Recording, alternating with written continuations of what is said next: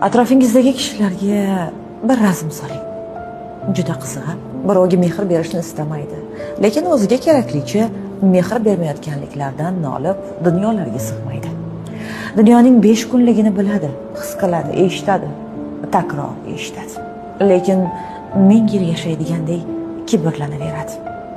Do'stim yo'q deb xafa bo'ladi. Unga uzatilgan do'stlik qo'llarini rad etishdan charchamaydi.